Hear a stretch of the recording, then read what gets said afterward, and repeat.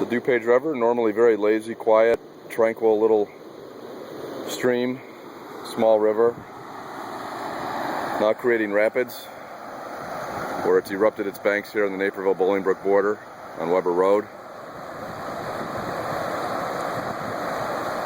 Someone who didn't quite make it through, attempting to do so. Normally the river running under to this road,